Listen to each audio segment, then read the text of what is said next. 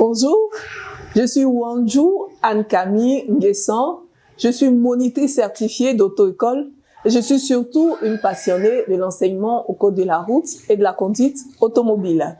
Alors, comme promis, nous débutons aujourd'hui notre formation code de la route.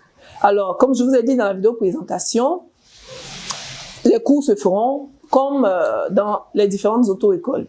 Alors, chez nous, par exemple, quand nous commençons le cours de code, nous donnons déjà quelques définitions à l'apprenant qui se trouve en face de nous.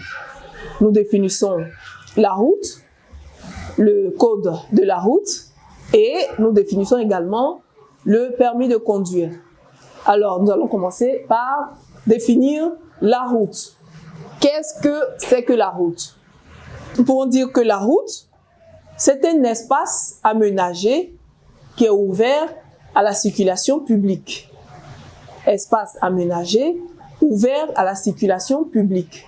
Donc, vous et moi, nous utilisons la route. D'accord? Et chacun de nous a également des droits et des devoirs sur la route. Donc, chacun de nous, automobiliste, piéton, a une partie qui lui est réservée. Donc, nous allons maintenant parler des différentes parties qui constituent la route.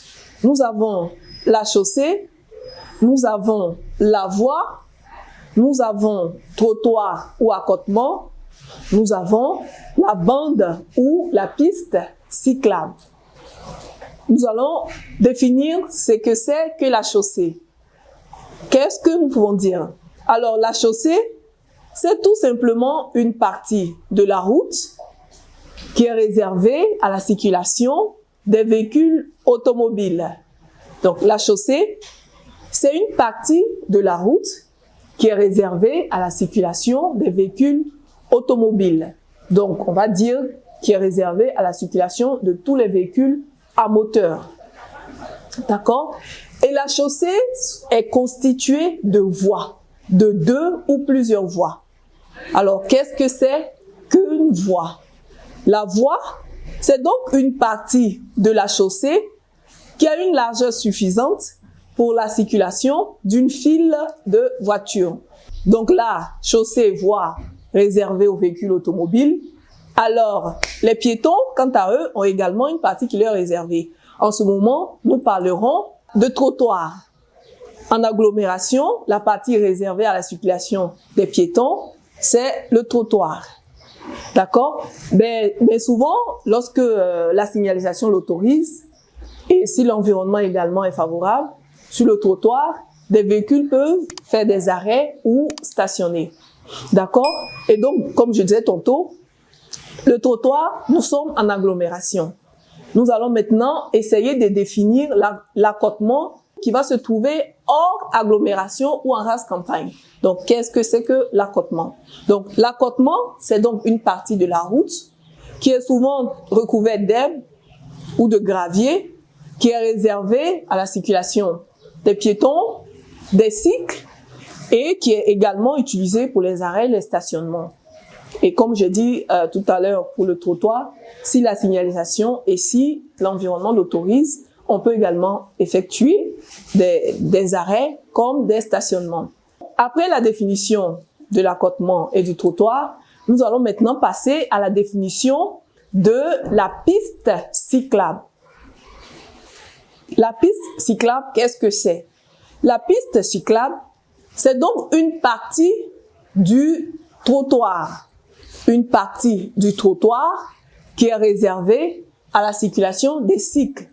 Une partie du trottoir qui est réservée à la circulation des cycles, qui est aménagée et qui est réservée à la circulation des cycles.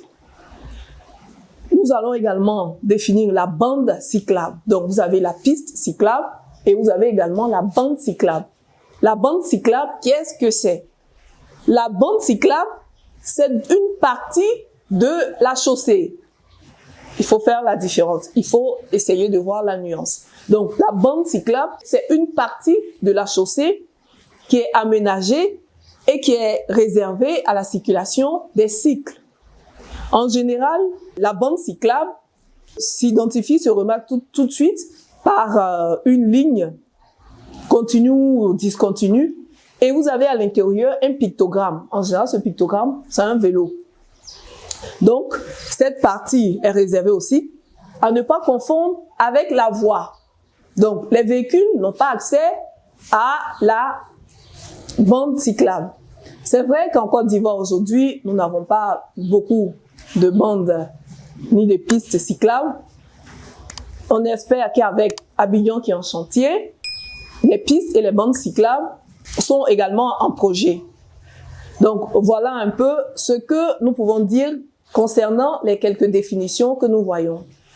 Mais pour utiliser la route, il y a des règles. Chacun a des droits, chacun a également des obligations. Ces droits et ces obligations sont définis par le code de la route. Qu'est-ce que c'est alors que le code de la route? Alors, nous pouvons dire que le code de la route, c'est l'ensemble des lois et des règlements qui régissent l'utilisation des voies publiques par les usagers. Donc, le code de la route, c'est l'ensemble des lois et des règlements qui régissent l'utilisation des voies publiques par les différents usagers. Alors, vous aspirez à conduire un véhicule, mais avant de conduire ce véhicule, il vous faut avoir le permis de conduire.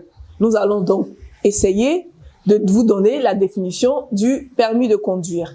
Alors, le permis de conduire, c'est tout simplement une attestation ou une autorisation délivrée par les autorités compétentes.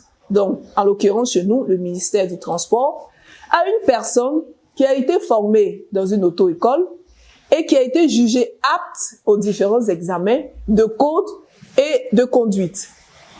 Donc, une attestation ou une autorisation délivrée à une personne qui a suivi une formation dans une auto-école et qui a été jugée apte aux différents examens de code et de conduite. Donc, voilà ce qu'il faut retenir au niveau du permis. Mais il faut dire que celui qui aspire au permis de conduire a déjà choisi une catégorie A, B, C, D, E, F, si vous voulez, pour conduire une catégorie de véhicules. Donc là, je viens de vous citer les différentes catégories de permis qui existent. D'accord? Je crois que les différentes catégories de permis feront l'objet d'une autre formation.